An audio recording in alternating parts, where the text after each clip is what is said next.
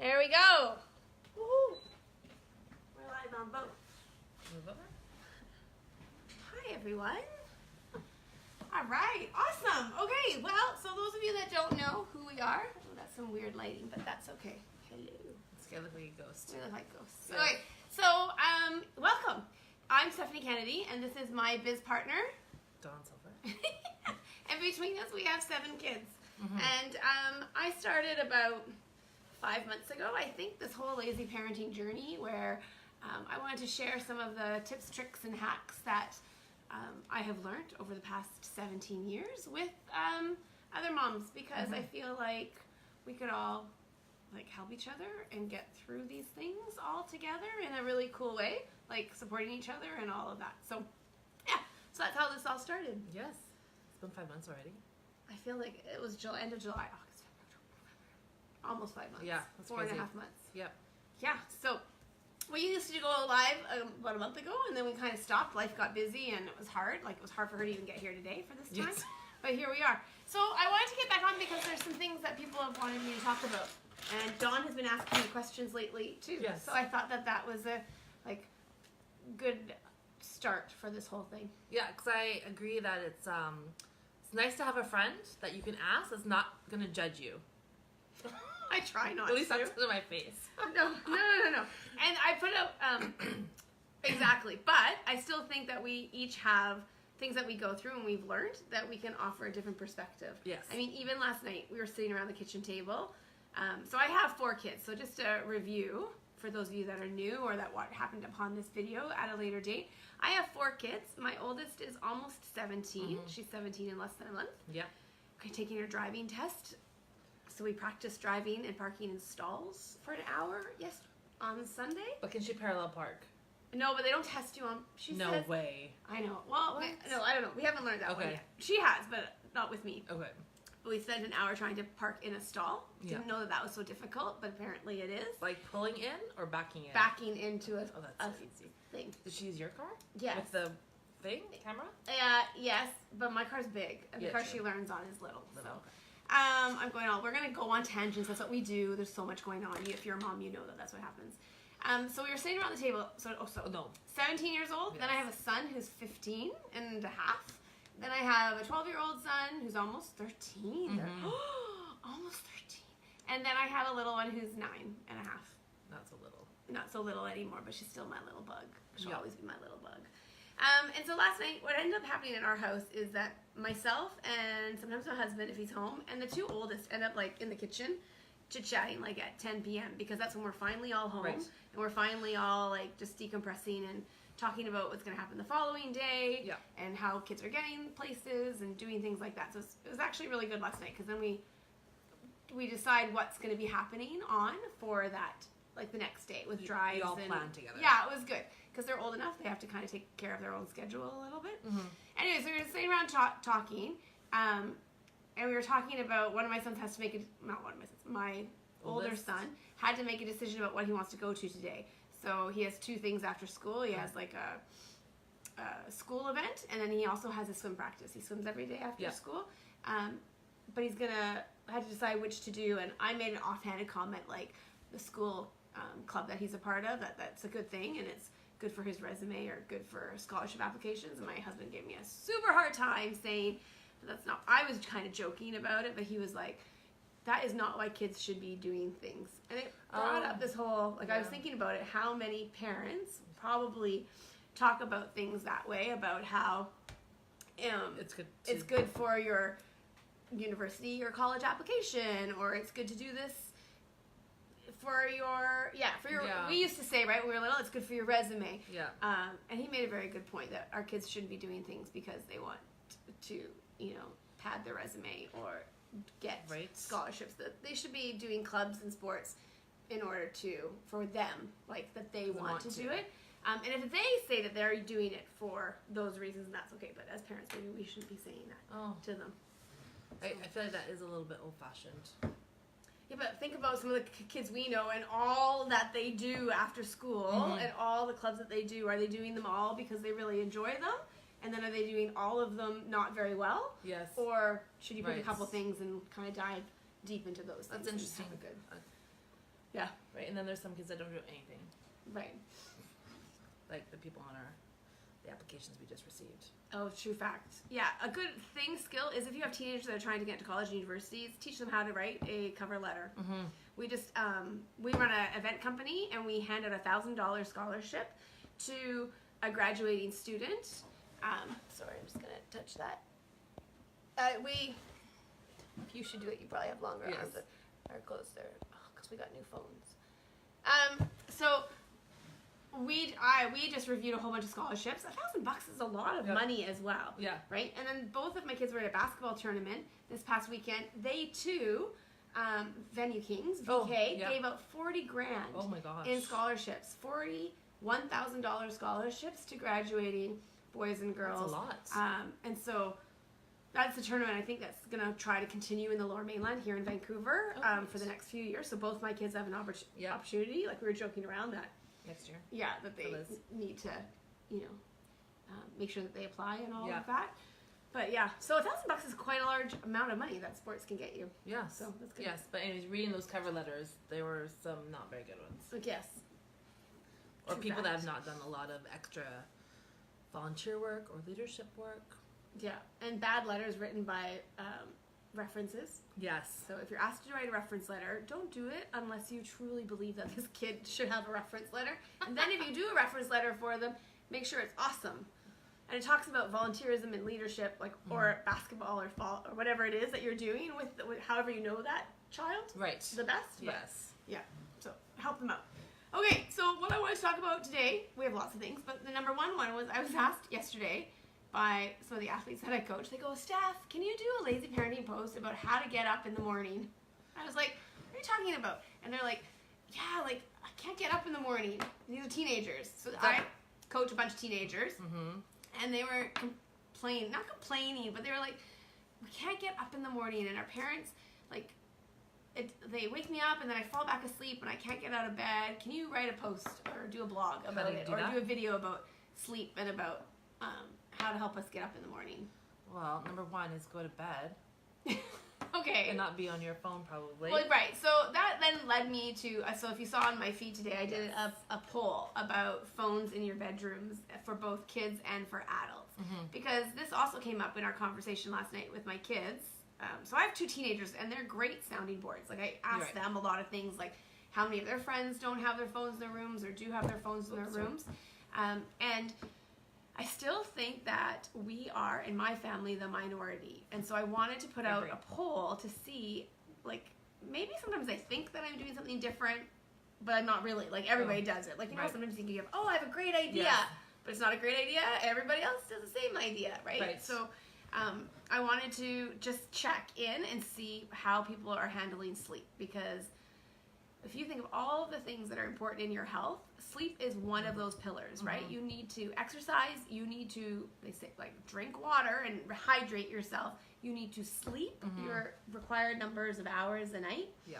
And so one of those, like, how do you sleep? And so one of those things we just started in our family was no screens in the bedrooms. Like, that was an easy all or nothing, black or white issue. And in parenting, one of the things I think I've learned with kids is that if you can make parenting decisions that are black or white, it's much easier to stick to them, right? It's when you dive into the gray and say, well, once in a while, well, you can sleep over at this friend's house, but not that friend's house. Or you can go to this party, but not that party. Or you can have chocolate today when they're toddlers, but not the next day. Yeah. Like, whatever those things are, gray is a difficult place to live in, I think, as a parent with your kids. Black and white's a little bit easier with some big issues. So to me, screen time was a big issue. So we don't have phones in our room, but I didn't know how many people actually don't have phones in their room. Your kids are too young. They don't have phones yet. No, they don't have phones yet. But they have iPads. They did have iPads. Yes, which wasn't in the room. In the room during the daytime, but just not at any time? No, not in the daytime either. No. They sit on the couch. Yeah. So I did the poll, and out of the, I mean, it's only 9:30, so I only posted it 2 hours ago, so how many people saw it, whether the 50 people, that see it. Kids, there were a few kids that don't have screens in don't have phones in their room, but I would say it was a teeny tiny percent. Yeah. Like less than 10%, maybe less than 5%. And for the adults, guess what the percent was? It was 100%. 100%! all of you have your phones in your room, and you all say that you have your phones in your rooms because of the alarm clock. And that is what the kids that I was talking to yesterday say as well. Yeah. And so these are some of my tips. So tips on, so number one, I don't think you should have phones, in my opinion, all it is, I don't think anybody should have phones in your room. Now, I was guilty of this up until like 2 months ago. So I'm like, I did it as well. But it is different, and it has limited the amount of screen time I have, wasted time in the evening on my phone. Mm-hmm. So I have to stay downstairs to scroll or in the bathroom. Right. Right? But my phone gets plugged in my bathroom because I listen to podcasts when I go to sleep. So I have wireless headphones, but I turn it on in the bathroom, but I leave it in the bathroom. And what I did about the alarm clock, that was my thing too. I said to my husband, because he's never had the phone in the bedroom, ever, and he hated it and was a big bone of contention in our marriage. Like, get your phone out of the room. I don't want your phone in the bedroom. Like, he hated it. Yeah. It was just a thing. He had this, didn't want to see a phone in the bedroom. And I resisted. I said, well, I need it for my alarm. It's just here in the drawer beside my bed. I'm not actually on my phone. But finally, I said no. So, Amazon, buy yourself an alarm clock. So, they're literally like, you can go to London Drugs, Canadian Tire, you can go anywhere and get an alarm clock for like $5. All three of my kids have an alarm clock. I bought them each one because the boys were waking up at 5 a.m. and I'm like, this is ridiculous. So I got them each a little clock so that they could tell what the time is, so they weren't allowed to get out of their bed till a certain time. And is it working? Yep. Because I've said that was one of the things. Yeah. And if you have little ones who don't know how to read a clock, or like don't know what 8 o'clock is, one of my tips was to tape what it has to look like next to it. Right. Like either on the wall or something, so that you can, so they have to match what it says on the clock to the piece of paper. Yeah. So 7 o'clock, or 8 o'clock, yeah, or whatever.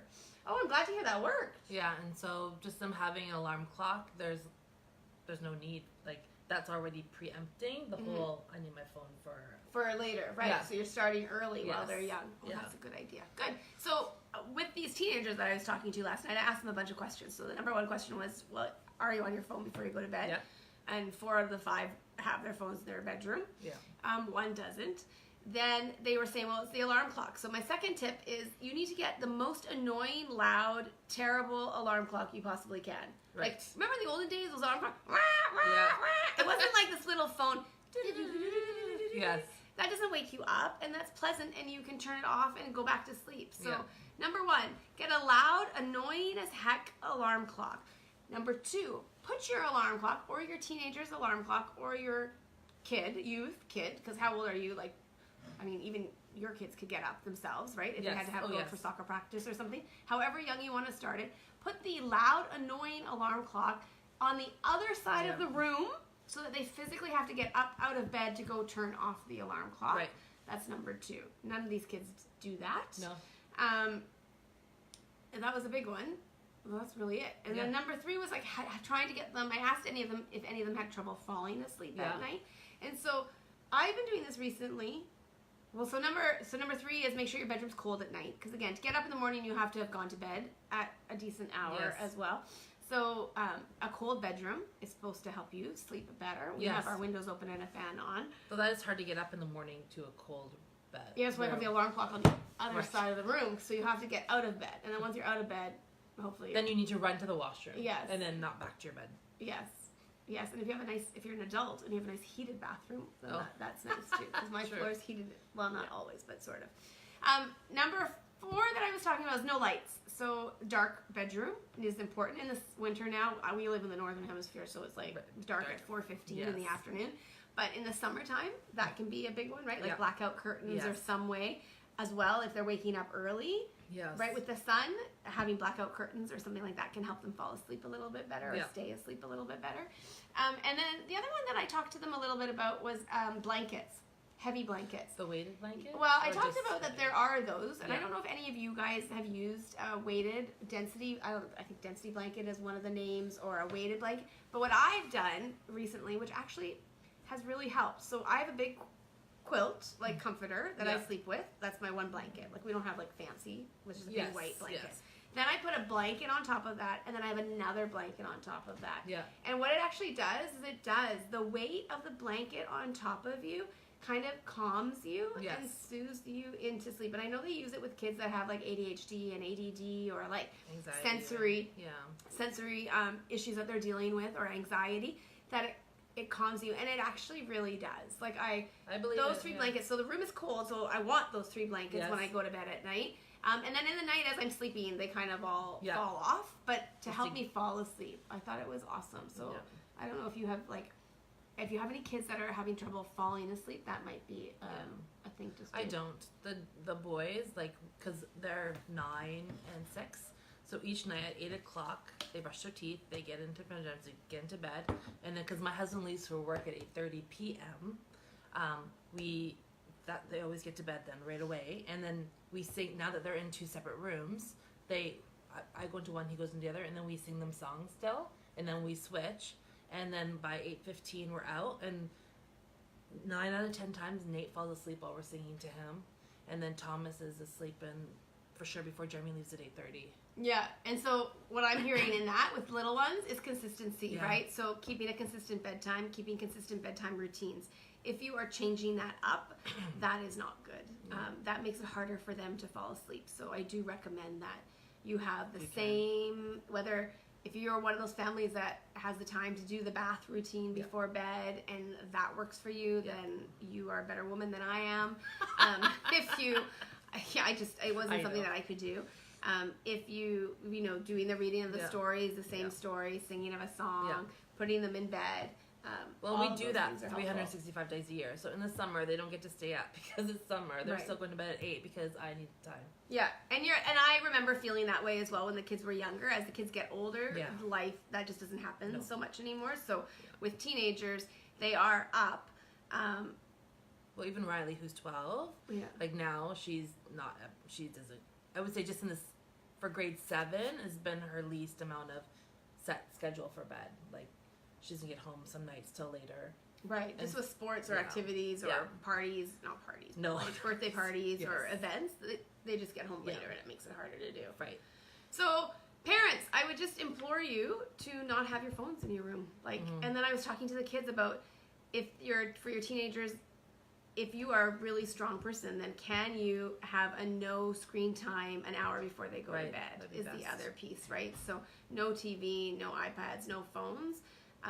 As they take that hour to wind themselves down, whether it's have a shower or get into bed or have the bath or read a book. Sorry to interrupt you, but I think that would work well for younger kids, but the teenagers, like the girls, right, they probably they have to do their homework on their computer. Like, I feel like their schedules probably don't allow them to do that. If they're up late, if they're in sports and they come home and have to do homework till late. I just don't know if they... My kids aren't doing homework late at night, though. No? Okay. Like, I have 4. 3 of them get homework, for sure. Grade 11 and grade 10 and grade 7. Yeah. We've had a pretty good system of homework has to get done. Like, they try to do it after school. Oh, okay. That's good. I just don't know if our girls do. Yeah, or weekends. So that's the other thing. But even just not being on their phone in their bed. Like, that hour, when you read about sleep habits, that hour, like, it can take you an hour. It takes me an hour kind of to wind down for bed. Like, going upstairs, going to the washroom, washing my face, doing that kind of stuff, puttering around. Yeah. That can take you. And then reading a book or listening to a podcast, which is different than having the screen in front of your face. Yeah. Well, I think you should give them a challenge. Well, I'm not their parents. I know, but they're looking to you for advice. Yeah. But it's funny that all of you adults say that you all have your phones in your room, and so... I do. Yeah. My husband's not home at night. He I know, but that doesn't mean you're gonna get a good sleep. Oh, I know, but I do. I get it. No, I don't. I mean, I get a good. I don't know. Nate was up the last 2 nights at 3 a.m. But but you're on I feel your like I don't survive in bed. Though, what are you like? I'm watching a show.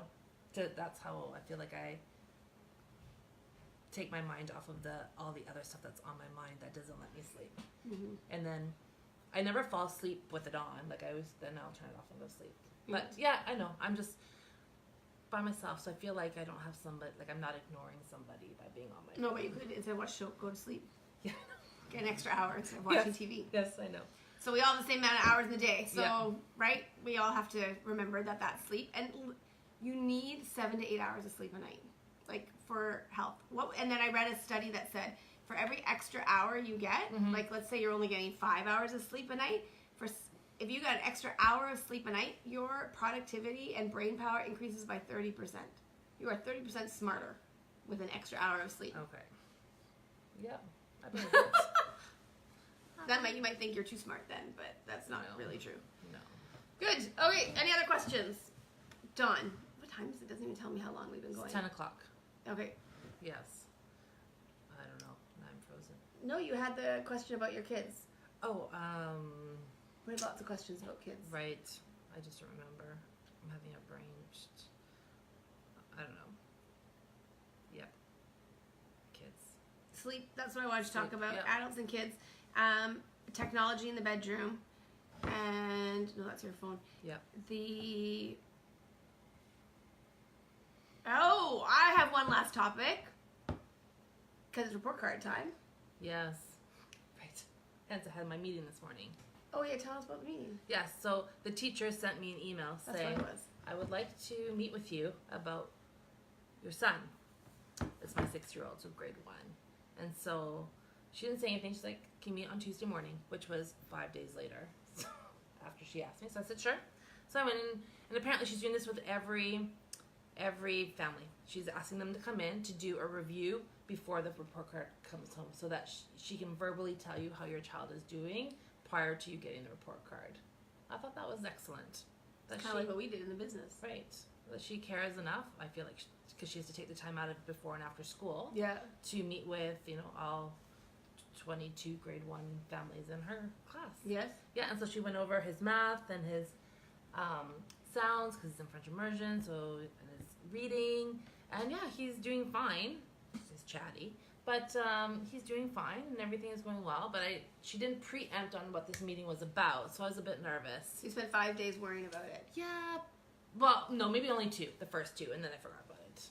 I'm getting better at not worrying about things as much. So, yep. So that was mean. She should have at least given you a heads up that I could have asked, I guess. What is this meeting in regards to? Right. Because you don't want to be stewing about it afterwards for a very long time. Yeah. And so she just, it was great. And she is appreciative that every night at home we do reading, we do sounds, and we do some math. She wanted them to count, by 10s and 5s and 2s and stuff. So we do that every single night with Nate because he's a willing participant at this point.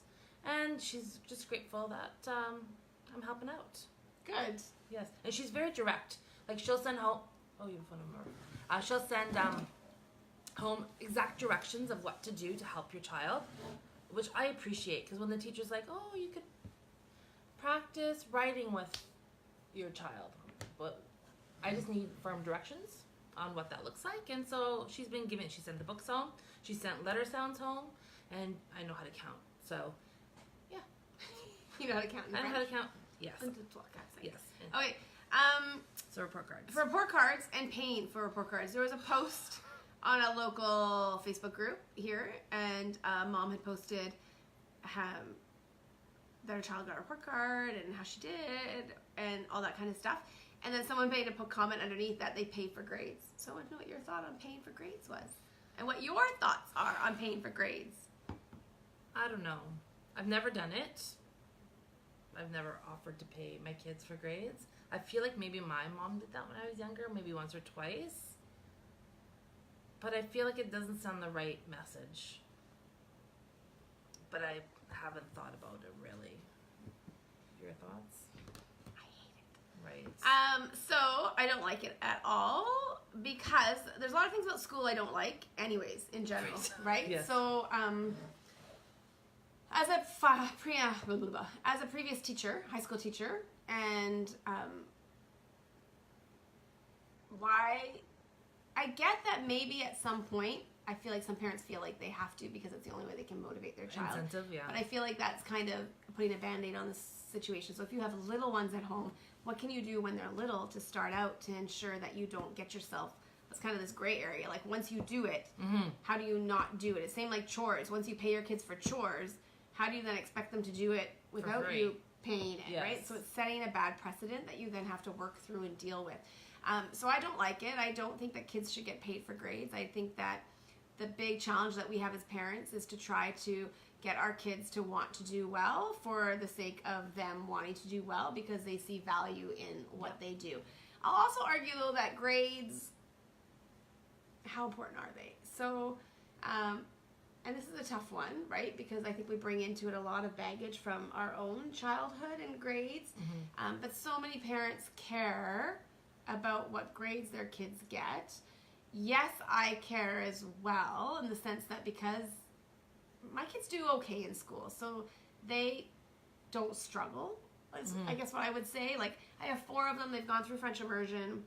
I mean, one's only in grade 4, but none of them really have struggled in school. So there hasn't been, I always said I would put them in French immersion as long as I didn't find out that they had some sort of learning challenges or things like that. So that if school was relatively easy for them, French immersion was just an added incentive, like added curriculum, right, to challenge them as they were going through school. And they've all done well. So yes, they know that I care that they do well, but one of the things we talked about when they were little, because they were already quite bright going into a grade, so I have a couple of math kids in my family who are really good at math, so they would already know how to do the math. And so we often chatted with them about, like, okay, so you're starting at an A, though. Right. So, like, if you're, let's pretend and put a number to it so it's easy to understand, but let's say they're starting at, like, 95% in math, because they already know 95% of the material in grade 3 math. Right. Well, and then they end with a 90. Well, they went down 5%. Like, they didn't learn. They didn't grow. And so one of the things we've really talked about a lot in our family with report cards, and my dissatisfaction with report cards, is that it doesn't show growth. Like, I don't care where they started. I care where they finished. Like, I care about the time in between the two things. So if I have a child who's starting and their English is poor, like they don't have good grammar or good spelling, and they're starting at like a C, and they grow to a B, well, then that's great. Like, they showed growth, and I would focus on that with my child. Like, how much did you learn? How did you get better? But if you started at one, like, if you have bright kids and they're yay, they're an A, but they didn't grow, they didn't learn anything new that year. Like, I don't think people think about it that way. Right, so that's my challenge too, right? Like, where did you start? Just because you're good at something doesn't mean you spent the year getting better. Right, or can you imagine if you, like, already get it and you theoretically starting off with an A, and then you really didn't learn anything all year. Right, and then I challenge you as parents is when you need to advocate for your kids. So one of the things I've had to do is advocate for my kids to get some additional learning or opportunities, because this happened for me. I remember I was pretty good in math as well at a young age, and so I loved it in like grade 4 and grade 5, and I got lots of opportunities. I got pulled out of the classroom. I got to do some computer programming, and I got to do some like other kind of thinking problems, like I call them lateral thinking problems. So not more math. This is the thing that I was really adamant about with my own kids, is if your child is good at reading or good at something, just giving them more work isn't what you want to. Just because my child can do her times tables doesn't mean I want her to do 3 pages of times tables. Like, right? Because then she's going to hate math. Yes. So one of the big things we've worked on really hard in our family is trying to continue to get them to love learning. Because every little kid, when they go to school in kindergarten and grade 1, love learning to read, usually. Like, so what is it that turns them off of wanting to learn how to love school? Right. Like, why do they all of a sudden start hating to read? Or not all of a sudden, but because I think reading's another one that we've talked about in the past that can take a bit. Right, and not pushing them, like the whole reading charts and competition, and like this is where the rewards and the stickers and the letter grades and the percents, like, I don't care about, that's what makes them not like school. Yes. So if I'm getting a C all the time and all my friends are getting A's, but they started at A and ended at an A, they didn't learn anything that year. Right. But if I started at a D and I got to a C+, well, that's pretty good. Right? But that child has learned more and had a more successful year, probably learned more self-advocacy skills, all of those sorts of things, and is better for it. Right. I think that is a very important tip that you're giving people, because I don't think they... For you parents of little itty bitties, right? If you can, from a young age, try to instill that and help them enjoy school for the sake of what are you learning. I don't care what, like, don't focus on the number. We're lucky where we are, and I know in the States it's a bit different, but in Canada, in BC anyways, a lot of stuff is marked without any grades. So your child in elementary school will write a paragraph, And it's not out of 10, it's not out of 5. It just gives feedback. And then they get an opportunity to redo it and make it better. That is how I think, in my own experience and my own education of being a teacher, that's what you want to do to kids. You want to get rid of the number at the top, because not like they might have done a great essay, and then you corrected it and then they did it again, but it would have been a 3 and it got to a 7. Right? So that shows great growth. Yes. But the fact that they only see a 7 out of 10, and you as a parent go, well, why'd you only get a 7 out of 10? Right. You're kind of missing the whole point of everything that they went through and all the skills that they're learning to get it from a 3 to a 7. Absolutely. So it's a big one, and I hope that parents of little kids can focus on the process and not the result at the end. And then as they get older into teenagers, it gets complicated too. I had a big argument with one of my sons because I was a bad mom and I focused on the end letter grade instead of like how did they feel about it, were they proud of it, were they not proud of it, because if you've done all this sorry I said that might have been a good effort for him. Yeah, or if not, they're already feeling bad about it. So like hopefully if I've done a good parenting job, my kids care about their grades, care about their achievement that they're getting. That they're already hard enough on themselves. Yes. That I don't need to be that person on them. No, that's the goal. And so I feel like I've gotten there with my 2 older ones. They're grade 10 and 11, and they care, but they don't care too much, which is also a good thing. And I don't know how we did this, parenting-wise, but my oldest is pretty bright. She does well in school, but she also knows how to balance it. Like, she knows that if she was like at a basketball tournament all weekend or whatever, like that goal on that, she tries straight A's, but she might get like an 86. Like she's not going for like the 95. Like she gets it. She has perspective around it. Or if she did it and she got a B on a test, she knows that that's one test in the scheme of the year. And that your grades ultimately for university don't matter. Nobody looks back at your grade 8, 9, 10, 11 grades. Like grade 11 and 12 matter a little bit, but again, they're changing the way that they do acceptance into college. And especially elementary school. Who gives a shit? Right. I agree. When I see elementary school parents stressing out that their kid got a B instead of an A, I'm like, who cares? Like, I mean, I'm thinking about the people that actually think it matters. And like for university, nobody's ever gonna look at their grade 6 report card or their grade 2 report card. No, but what does matter, what I think you need to be more careful about is like, what is it that they don't know how to do? So as a math teacher, I would get kids into grade 8 math. And half those kids, because of where we live, have been taking like math tutoring and come in and they know like all grade 8 and 9 math. And then you have kids who don't know how to use a calculator, don't know their times tables, may not even know how to add or subtract without a calculator very well. Really? Yeah, in grade 8. And so the important piece too is as a parent to communicate with your teacher is to know where are the holes in their learning. So if they're getting a C or a C plus in something, it's showing that they have there's holes somewhere in what they have learned. Hopefully those are not there's not a behavior reason why the teacher is giving them a C or C plus, because those things are separate.